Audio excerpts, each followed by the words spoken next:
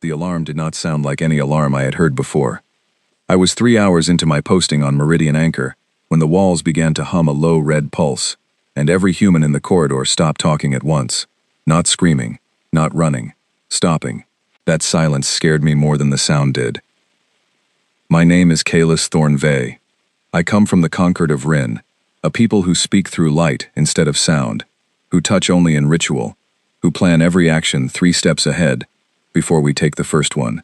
I had been sent to Meridian Anchor to observe the newest species in the galaxy, a species called humans, and to write a report on whether they were ready to sit at the great table with the rest of us. I did not know, in that first hour, that the report would end up being about something else entirely. A woman beside me set down her drink without spilling a drop and turned toward the sound like a compass needle finding north. Her name tag read Bennett. She did not look afraid. She looked like she had been waiting for this her whole life and was almost relieved it had finally come. I asked her what the alarm meant. She said, "That's a hull breach 2 decks down." Then she walked toward it. Not away from it. Toward it. I want you to understand something about every other species you will ever meet in the stars. When danger comes, we move away from it and let the trained few move toward it. That is how the Krish do it. That is how my own people do it. There are protocols. There are committees. There are 17 forms to fill out before a weapon may be drawn on a shared station, because shared stations belong to everyone, and everyone must agree before force is used. Bennett did not fill out a form. Bennett grabbed a fire suppression rod off the wall, checked it once with her thumb, and broke into a run. I followed her because I did not know what else to do, and because some small traitorous part of my mind wanted to see what a human looked like when the danger was real instead of theoretical. We reached the breach in under 2 minutes. A supply drone had drifted off its rail and punched a hole through an unpressurized cargo bay, and on the other side of that hole, in the vacuum, 3 dock workers were clinging to a support strut with their emergency tethers tangled around each other. The atmosphere was bleeding out through the gap in long silver ribbons that caught the light and made the whole scene look almost beautiful, if you forgot that beautiful things can kill you just as easily as ugly ones. Bennett did not wait for a rescue team. She did not check a manual. She wedged the fire rod into the hull breach at an angle I would later learn was exactly right to slow the leak, and she shouted 3 names into her comm unit before the door had even finished cycling shut behind her. I stood in the hallway and watched through the reinforced glass as a human woman I had known for 11 minutes put her own body between a hole in the universe and 3 strangers she had never met. The rescue took 4 minutes. It felt like 4 hours. When it was over, Bennett walked back through the airlock with a cut across her forearm that she had not noticed yet, and she asked me if I wanted coffee. I said yes because I did not know what else to say. That is how my first day on Meridian Anchor ended. Not with paperwork, not with a briefing. With a woman named Laura Bennett bleeding quietly into a napkin while she explained to me, as if it were the most ordinary thing in the world, that on a human station, whoever is closest to the danger is the one who deals with it, because waiting for permission costs lives, and humans have decided, a very long time ago, that they would rather be wrong and fast than right and late. I did not sleep well that night. Every sound in the station made me flinch. I kept hearing that alarm, that particular pitch built to cut through panic and denial in half a second, built by a species that has apparently needed that skill more times than I wanted to imagine. The next morning I requested a formal meeting with the station's Human Liaison Office to discuss protocol. I was told, politely, that there was no protocol. There was only the duty roster, and whoever was on it did what needed doing. I asked what happens if the wrong person is on duty, if someone panics, if someone freezes. The officer who answered me, a quiet man named Daniel Cross, looked at me for a long moment before he spoke. He said humans used to ask that question a lot too, a long time ago. Then they stopped asking it. Not because the answer got better, because they realized the question itself was a luxury. On old Earth, he said, there was no version of the story where someone else came to save you in time. You were the someone else, every single time, for every single person you loved. I asked him if that frightened him. He said no. He said it used to frighten his ancestors so much that they built an entire species around never being caught without an answer again. I wrote that sentence down in my personal log, word for word, because I did not understand it yet, and I had a strange, cold feeling that I was going to need it later. 3 days passed in a quieter rhythm. I toured the station, met traders from 6 systems, filed reports on shipping routes and diplomatic protocol, that no one back home would ever read closely. I began to relax. I began to think that the breach, and Bennett's calm violence toward the vacuum trying to kill 3 strangers, had been an unusual event, an outlier, not a window into anything larger. I was wrong about that, the way I would be wrong about almost everything I believed about humans in my first week among them. On the 4th day, a trade envoy from the Krish cluster asked to tour the human residential wing out of simple curiosity, the same way I might wander through a market stall I had no intention of buying from. He was turned away at the single unlocked door by a young woman half his size, who smiled the entire time she told him no, and somehow made the smile more unsettling than a raised weapon would have been. I asked her later why the door had no lock if she was only going to stand in front of it anyway. She said the lock was never the point. She was the point. A lock stops people who are willing to be stopped. She said humans learned a long time ago that anything determined enough to get through a door will get through a door, so instead of wasting time and metal on locks, they put something behind the door that actually mattered. I asked her what that something was. She said, us. That single word sat with me for the rest of the day, turning over and over, refusing to settle into any shape I recognized. Every other species builds walls to keep danger out. Humans, it seemed, built themselves into the wall, and dared the danger to try anyway. That night I filed my first honest report back to the Concord. I wrote that the humans of Meridian Anchor did not behave like a young species finding its footing among older, wiser neighbors. I wrote that they behaved like a species that had already survived something far worse than anything the rest of us had prepared for, and had simply never stopped preparing since. I did not know yet how right that sentence was.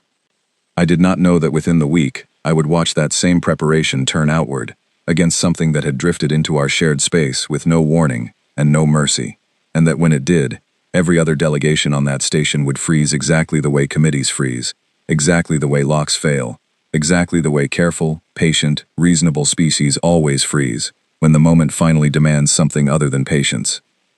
And I would watch the humans move, not toward safety, toward the danger, the same way Laura Bennett had moved toward a hole in the universe on my very first day, because some quiet and terrible history had taught her species, long before I was ever born, that the ones who wait for someone else to go first are usually the ones who do not get a second chance to learn the lesson.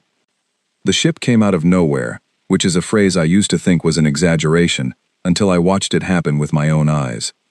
One moment the long-range sensors showed clean space beyond the station's outer ring. The next moment there was a shape where no shape should have been, tumbling slowly, trailing a thin dark smoke that should not have existed in vacuum unless something inside it was still burning. Every alarm on Meridian Anchor lit at once, and this time, the sound was different from the breach alarm I had heard on my first day. This one was lower, older, built, I would learn later, for exactly one purpose, to tell every soul on the station that something had arrived that nobody had invited. I was in the observation lounge with a Krish trade envoy named Vrass when it happened. Vrass immediately began composing a formal request to the station council for an emergency session to determine jurisdiction.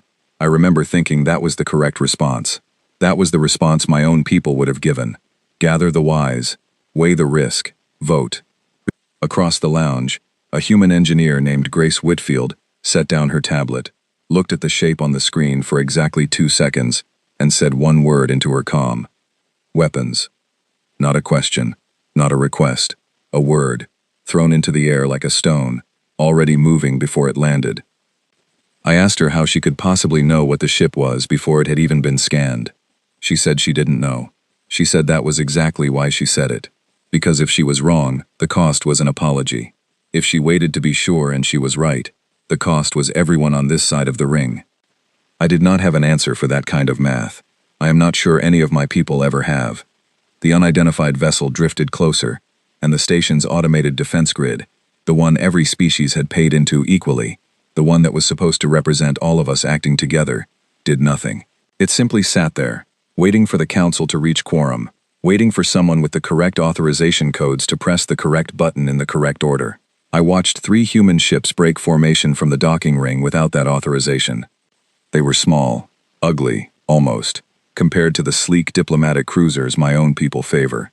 Built for endurance, not elegance, the way a good pair of boots is built for a long road rather than a photograph. I later learned their names: the Wren, the Half Moon, the Steady Rain, which I thought was a strange name for a warship until someone explained that humans sometimes name their weapons after the quiet things that outlast the loud ones. Vrass turned to me, furious, and asked by what right 3 unauthorized human vessels were moving to intercept an unidentified contact without council approval. I did not have an answer for him either. I only had a memory of a young woman standing in front of an unlocked door, telling me that the lock was never the point. The drone, because that is what it turned out to be, was old. Ancient even, a leftover weapon from an empire that had burned itself out of the history books before my species had even developed long-range travel. It had no pilot, no mind behind its eyes, if it could be said to have eyes at all. Only a set of instructions, written by someone long dead, that told it to treat any station bearing the old empire's rival markings as a target. Meridian Anchor bore those markings, faintly, layered under 6 generations of paint and renovation, invisible to every scanner in the galaxy except, it turned out, the drones. And except one human sensor operator who happened to still run a passive historical scan that nobody else bothered maintaining, because nobody else considered a dead empire's leftover grudges worth the processing power. Her name was Ellen Marsh, and I met her for the first time that day, standing over a console with her jaw set in a line I would come to recognize as the particular stillness humans wear right before they do something that terrifies everyone around them. She had flagged the drone 11 minutes before it fully decloaked. 11 minutes that no council vote could have used, because no council vote moves that fast, because councils are built by species who assume they will always have time, and humans, it seemed, had stopped assuming that a very long time ago. The council was still in session, still debating jurisdiction, when the steady rain put itself between the drone and the residential ring. I asked Cross, who had come to stand beside me in the observation lounge with a stillness that matched Marsh's exactly, why the ship's crew would risk themselves for a station that was not even fully theirs. Half the delegations aboard, myself included, had spent the last 3 days treating humans as guests, still earning their place at the table. He said the ship's crew was not thinking about whose station it was. He said they were thinking about how many people were standing between that drone and open space, and that the number was the only variable that mattered to them in that moment. I asked him if that was fear talking or something else. He said fear would have kept them docked. What moved them was older than fear. He called it a debt. He said humans have spent so much of their history owing something to the people who came before them, people who starved and froze and bled so that later generations could simply exist, that the instinct to pay that debt forward, to whoever happens to be standing nearby when the moment comes, is not really a choice anymore. It is closer to breathing. I did not fully believe him, not yet. Then I watched the steady rain take a glancing hit meant for the outer residential ring, watched its hull flare and buckle along one flank, watched it hold position anyway instead of falling back to save itself, and I understood that Cross had not been speaking in metaphor. The drone was old, but it was not weak. It carried weapons designed to crack a planet's crust from orbit, scaled down for station combat, but still, according to every technical readout I later reviewed, capable of turning Meridian Anchor's residential ring into debris within a single firing cycle, if it had been allowed a clear shot. It never got that clear shot. The Wren and the Half Moon closed the gap on either flank while the steady rain held the center, and for 6 minutes, which felt to me like the longest 6 minutes of my life up to that point, 3 small human ships did the work that an entire multi-species defense council could not authorize in time to matter. I watched Marsh the entire time. She did not look away from her screen once. Her hands moved across the console with a steadiness that had nothing to do with confidence and everything to do with practice. The kind of practice that only comes from a species that has trained its children, generation after generation, to function correctly, even when their hands are shaking on the inside. When the drone finally went dark, gutted by a coordinated strike that Marsh had calculated and relayed in under 4 seconds, the observation lounge erupted into noise.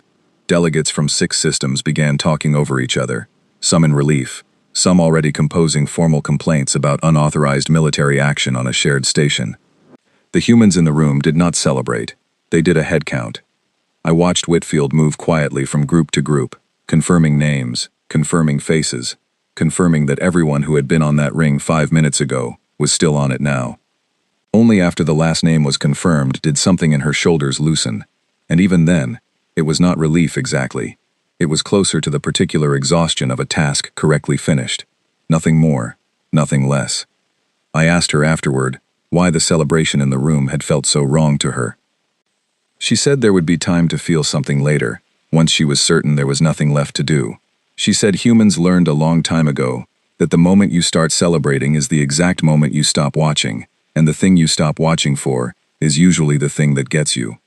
That night I sat alone in my quarters and replayed the 6 minutes over and over in my memory, trying to find the place where the humans had hesitated, had waited for permission, had asked whether it was truly their responsibility to risk 3 ships, and however many lives, for a station that technically belonged to everyone, and no one at once. I could not find that moment. It did not exist. There had been a threat, and then there had been 3 ships moving to meet it, and the space between those 2 facts was so narrow I could not fit a single word of debate into it. The council finished its emergency session 4 hours after the drone had already been destroyed. Their final resolution, printed and circulated the next morning, formally condemned the unauthorized deployment of human vessels, while simultaneously, almost in the same paragraph, thanking those same vessels for saving an estimated 1,100 lives. I read that resolution twice, and both times I found myself thinking of the unlocked door in the human residential wing, and the young woman standing in front of it, and her single quiet answer to my question about what was actually keeping that hallway safe. Us. It was starting to sound less like an answer and more like a warning, the kind other species were apparently supposed to have already understood, the kind written into the very shape of how humans moved through the galaxy, fast and unasked, and unafraid of being wrong in the direction of saving someone. I requested access to the ship's after-action logs, expecting military jargon, expecting cold tactical language stripped of anything human at all. What I found instead, buried in Ellen Marsh's own voice log recorded in the minutes after the drone went dark, was a single line that I copied into my personal archive and have never been able to delete since. She said, "We didn't have time to be scared, so we'll be scared later, together, when it's safe enough to afford it." I did not understand, that night, just how much later that would turn out to be, or how much more there was still left for me to learn about a species that had apparently decided, somewhere far back in its bloody, unforgiving history, that fear was a bill best paid, after the danger had already passed, never before. 3 days after the drone attack, I asked for permission to study human history in full, not the polished summaries handed to visiting diplomats, but the raw archive, the parts nobody edits for outsiders. The request should have taken weeks to process. It took 4 hours. A young archivist named Peter Hale met me at the station library, a converted cargo bay lined with terminals instead of shelves, and handed me a data key, without asking a single question about why I wanted it. I asked him if he was not curious what a foreign diplomat wanted with his species' darkest records. He said everyone eventually asks for this. He said it was better to just hand it over and let people find their own way through it, because no explanation he could give would prepare me for what I was about to read anyway. He was right. I began, foolishly, with what I assumed would be the safest entry point. Early spaceflight. Rockets and math and the first tentative steps off a single small planet. I expected pride. I expected triumph. What I found instead was a species that had reached for the stars, while its own world was still actively trying to kill it, in every possible way. Disease that erased entire cities before anyone understood what disease even was. Famine that could take a harvest and, with it, 1,000,000 lives, in a single bad season. War that repeated itself generation after generation, like a wound that never fully closed, only scarred over thin enough to split open again. I read about children who did not live past their 5th year, so many of them that entire cultures built rituals around delaying the naming of a newborn, waiting to see if the child would survive long enough to be worth the grief of losing. I read about winters where entire villages ate the leather from their own boots to survive one more week.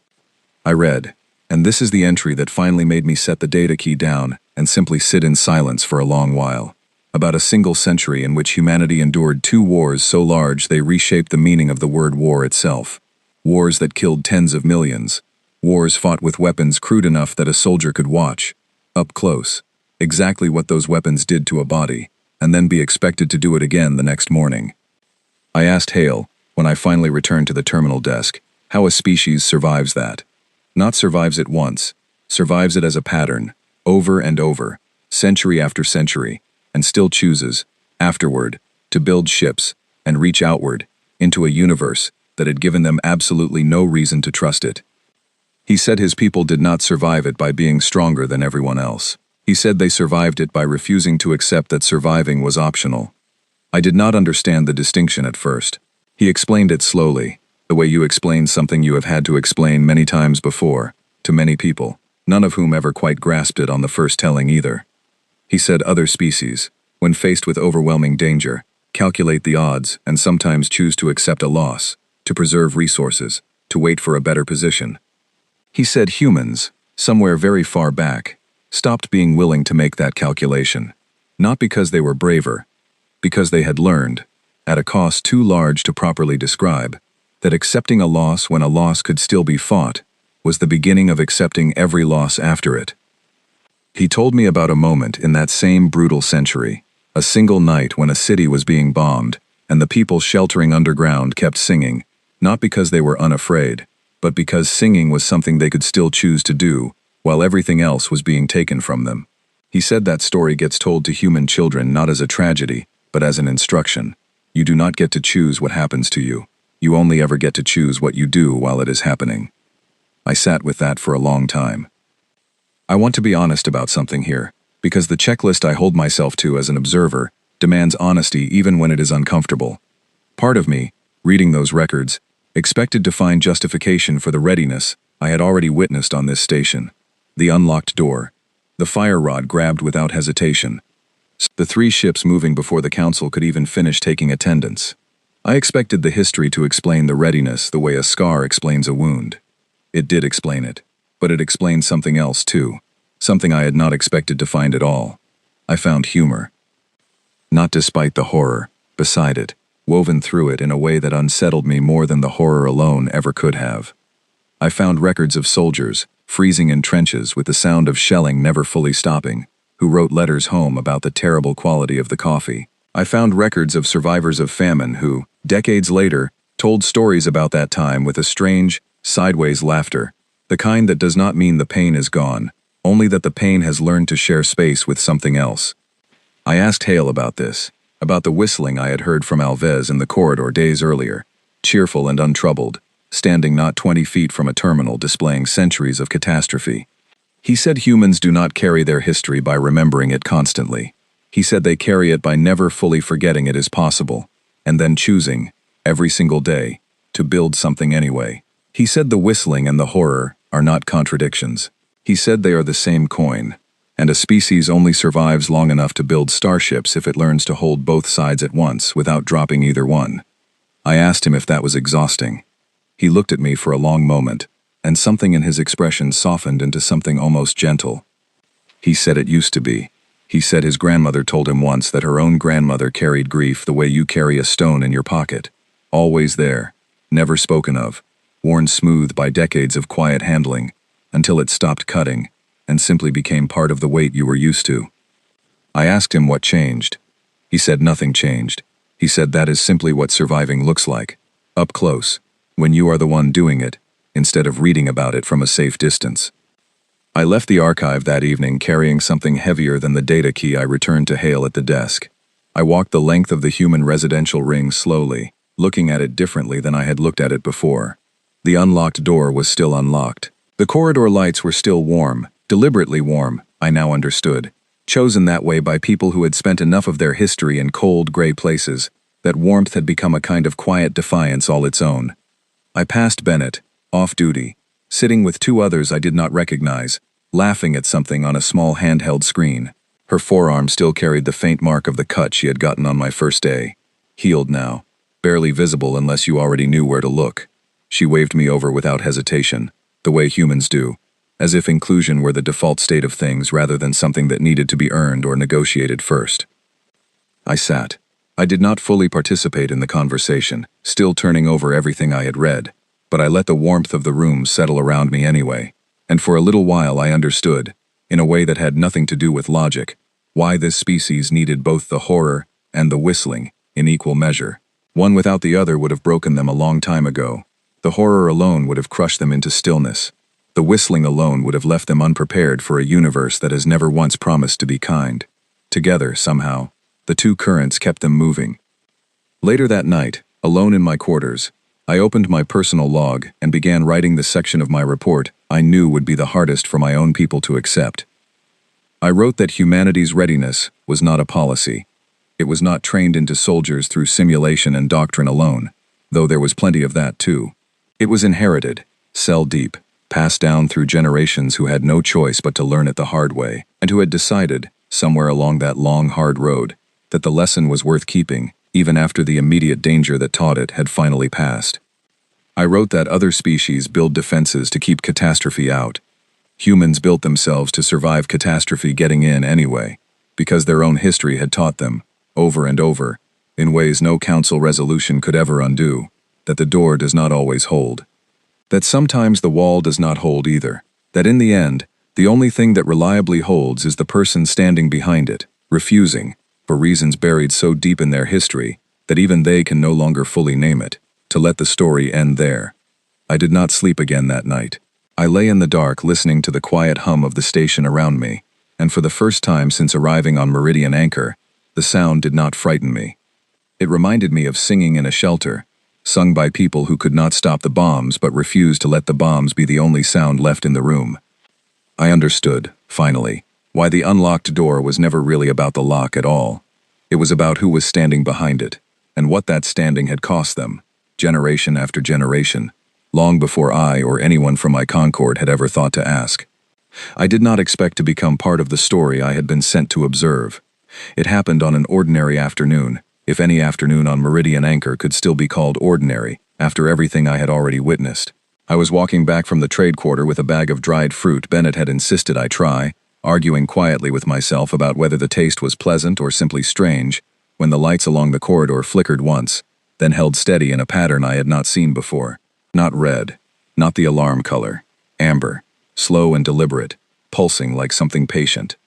A man I did not recognize stepped out of a side corridor and took hold of my arm. He was not human. I want to be clear about that, because for one confused moment, I assumed the danger, whatever it was, must be coming from outside the station, the way it always had before. He was Krish, like Vras, but his eyes carried none of Vras's careful diplomatic patience.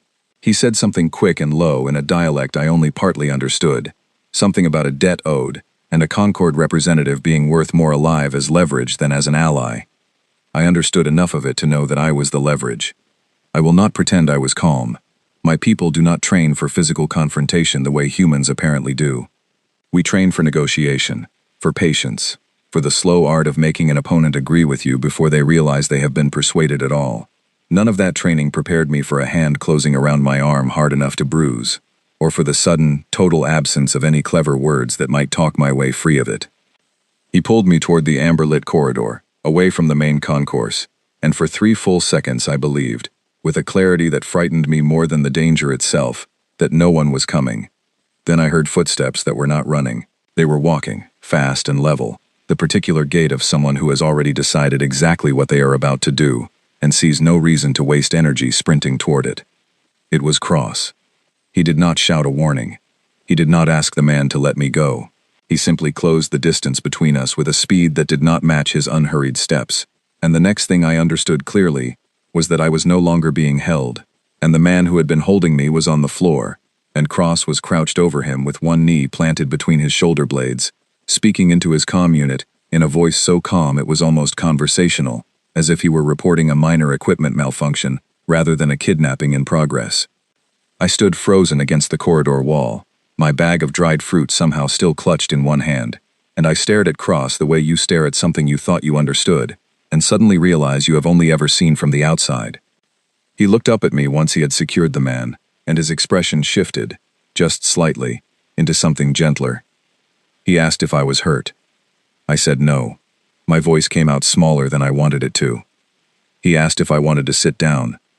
I said no again, though my legs disagreed with me on that point rather strongly. Security arrived within the minute, and the man who had grabbed me was taken away, still talking about debts and leverage, and a Concord bounty I did not fully understand, and did not, in that moment, particularly want to. Cross stayed with me the entire time, not hovering, not fussing, simply present, the way a wall is present, solid and unbothered, exactly where you need it to be, without ever making you feel small for needing it.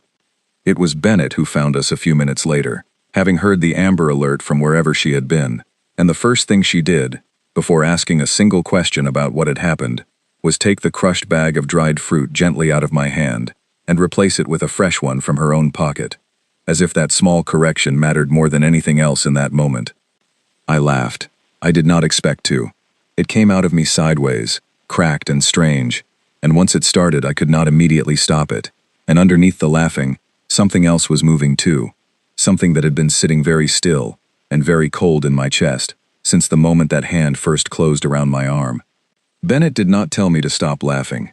She did not tell me it was all right, or that I was safe now, or any of the careful reassurances my own people would have offered in that situation. She simply sat down next to me on the floor of the corridor, dried fruit forgotten between us, and waited, the way you wait out weather, patient and unhurried, until whatever was moving through me had finished moving. When it had, she asked me one question. She asked if I wanted to know why he came so fast. I nodded. She said Cross did not run because he heard an alarm. He ran because he heard my voice cut off mid-word over the corridor's ambient audio pickup, 3 full seconds before the Amber Alert even triggered. She said humans on this station are trained, all of them, delegate liaisons included, to notice when a conversation stops wrong. Not politely, not naturally, wrong. And she said that when it stops wrong, nobody waits for confirmation, because confirmation is a luxury bought with someone else's suffering while you wait for it to arrive. I asked her, my voice steadier now, why a human would risk himself that fast, for someone who was not even his own species. I was not human. I was not his ally by any treaty, not his responsibility by any formal agreement between our peoples. She looked at me like the question itself did not quite make sense to her, the way I imagine I must have looked across earlier when I asked why the door had no lock. She said the treaty was never the point. She said humans decided a long time ago, somewhere back in that brutal history I had spent 3 days reading in the archive, that the line between who mattered and who did not mattered less than they used to think it did. She said it had cost them everything to learn that lesson, and once a species pays a price that steep for an idea, they do not set the idea down again just because the person standing in front of them happens to look different from them. That evening, station security completed a full review of the Amber Alert, and I was asked, gently, whether I wanted to file a formal complaint against the Concord bounty network that had apparently marked me, quietly and without my knowledge, as valuable enough to be worth kidnapping. I said yes. I filed it with hands that were only slightly unsteady. What I did not expect was the second part of that review, delivered to me almost as an afterthought by the station's chief liaison officer, a tired, precise woman named Sophie Lang, who I had barely spoken to before that day.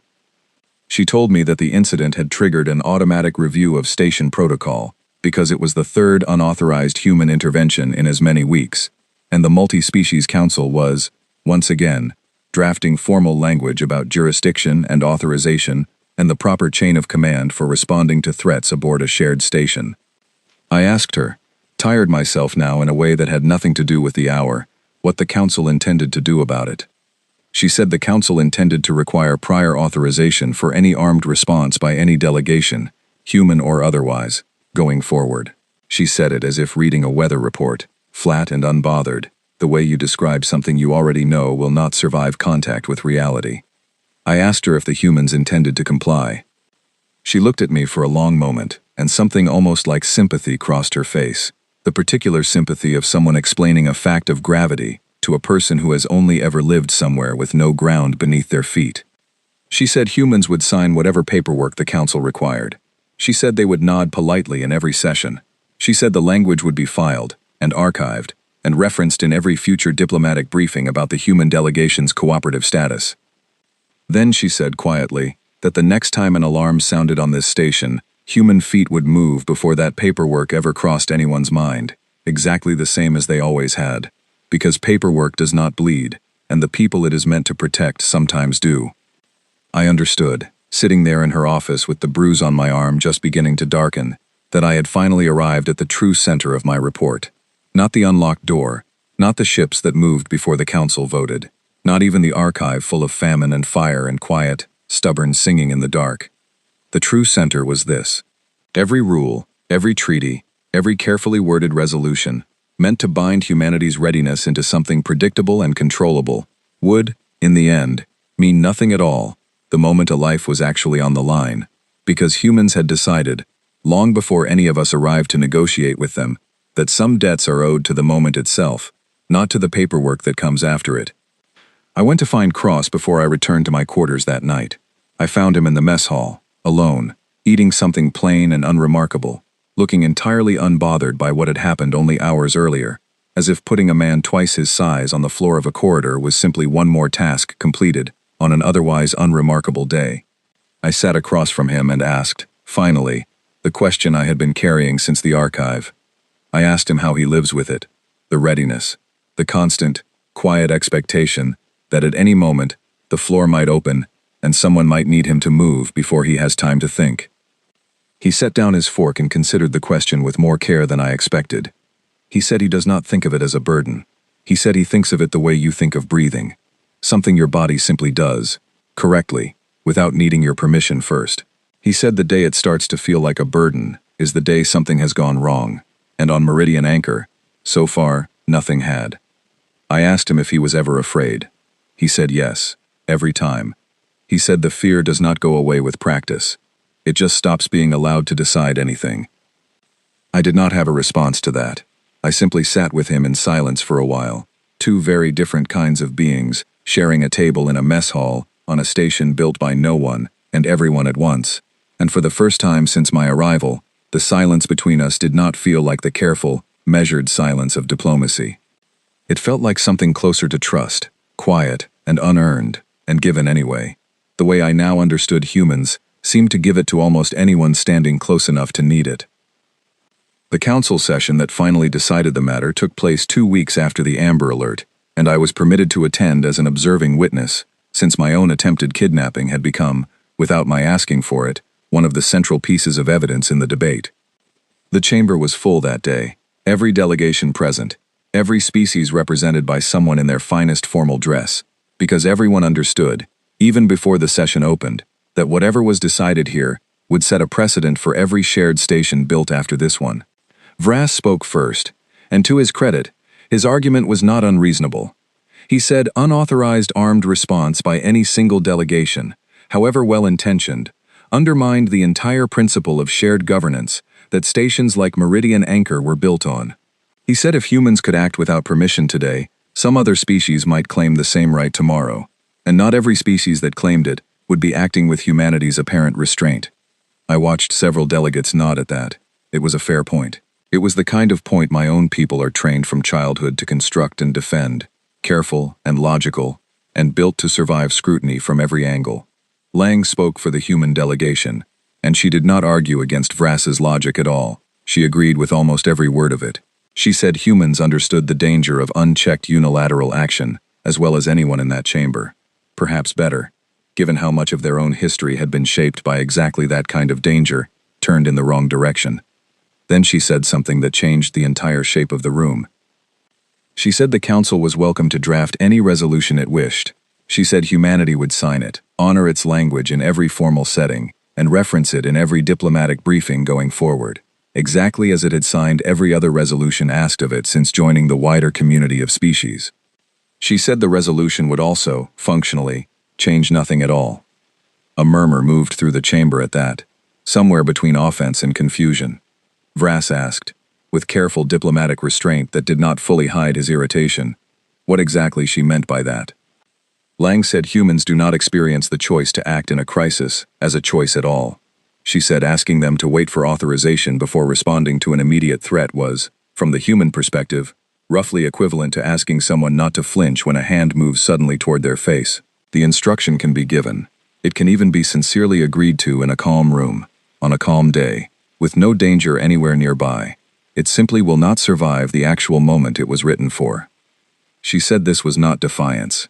She said it was closer to a limitation, an honest one, the kind any species owes its neighbors before entering into an agreement it cannot actually keep.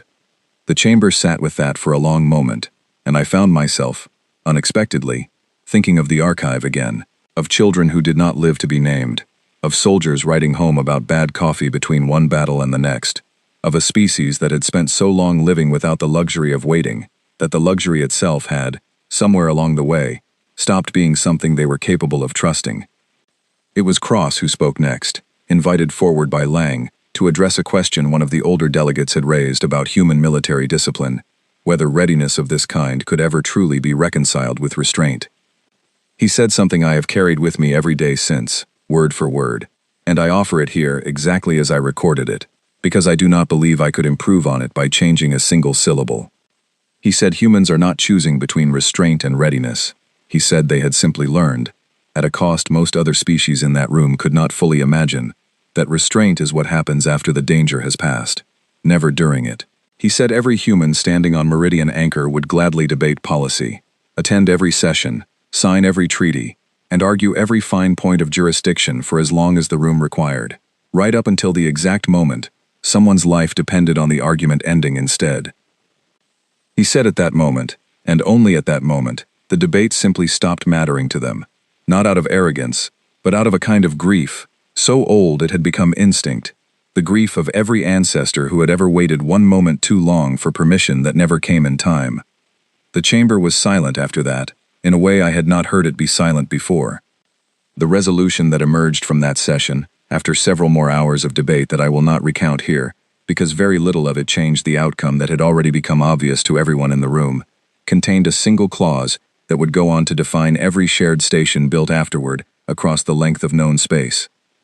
It stated that in matters of immediate, undefined threat to life aboard any joint facility, authorization requirements would be formally waived for human personnel and vessels, on the understanding, stated plainly in the resolution's own language, that such authorization would in practice never arrive in time regardless of what the Council decided.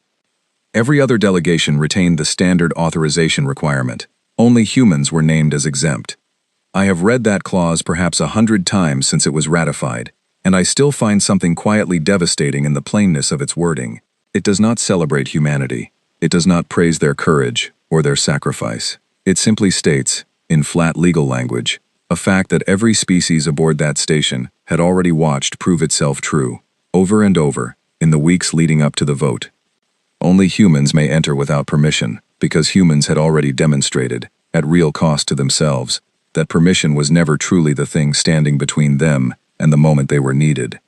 I remained on Meridian Anchor for another month after the resolution passed, finishing the report I had originally been sent to write. It was not the report I expected to submit when I first arrived. I had come to observe a young species and determine whether it was ready for the wider galaxy.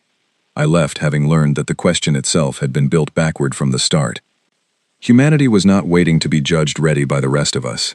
Humanity had already decided, long before any ship of ours ever reached theirs, exactly what kind of neighbors it intended to be, and it had paid for that decision in installments no other species in that chamber could have survived paying. On my last evening aboard the station, Bennett found me in the observation lounge, looking out at the stars, the way I had looked out at them on my very first night, though I understood them differently now than I had then. She sat beside me without asking, the way humans always seem to, as if the space next to them simply belongs to whoever needs it in the moment. She asked if I was ready to go home. I said I was not entirely sure what home would look like now, after everything I had seen. She laughed, quiet and easy, and said that was probably a good sign. She said the people who come through Meridian Anchor unchanged are usually the ones who were not paying attention.